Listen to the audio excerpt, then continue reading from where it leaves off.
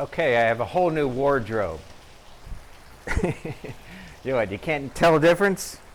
All right, so what am I talking about? Today, big deal for me, probably for you too, is, as you know, I've been doing a lot of progress in January, fixing the shoulder planes, understanding how this, thinking of it as a gear, how this thing works, you know.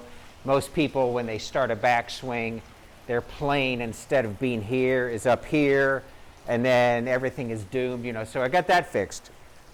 But then I started on the other thing. Well, how does the pelvis work? That's always been a problem for me because I've got this kind of a pelvis. This is one of these Mike Adams tests. See that?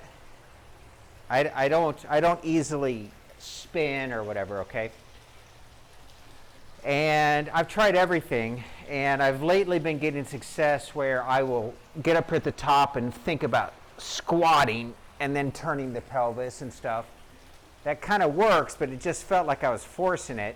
You know, I could go up here and just squat and turn, but then I would also get stuck to the right. It just didn't seem right.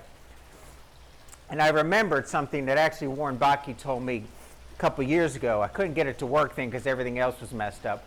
And that is, and this is also, I'll tell you in a second, but also remember I was looking at the front view of Adam Scott and Tiger Woods, and I noticed that up here they had this nice total shift of the entire torso.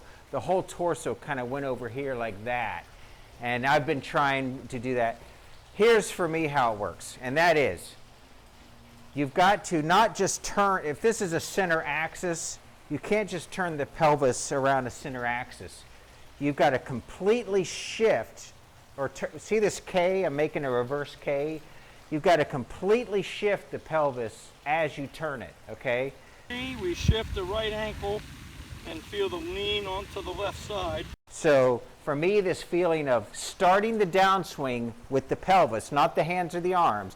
So up here, now everything is going to start with the lower body, and I'm going to go shift and turn.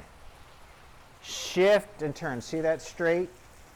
So this thought of shifting, and then turning at the same time. And we shift the right ankle and feel the lean onto the left side. And then also, you know, if you've been a flipper or an early releaser, you're going to really want to get the hands and arms involved too soon. So work this in by pausing at the top, and then start everything with the hips, okay? And then gradually, because that'll work out your instincts to want to start things with the hands. So here's what I've been doing. Okay, so here's a 5-iron. So so now that I know how to do the shoulders, I won't bore you with all that stuff. So I'm going to go to the top and then start with the hips, okay? Get it now. It just feels like, aha, that's the way it should work. You just know it's working right, okay?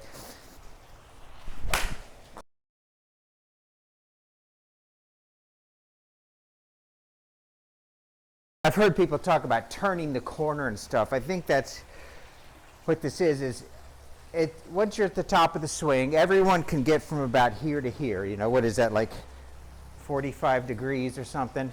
But then we stall, and the professional great golfers can go all the way around. They can turn the corner. And so here's what I used to do, and most golfers do, is you get up here, you turn the hips here, and then you stop. You can't get around the corner, and then you slide, and then your shoulder goes down, and then you lift up.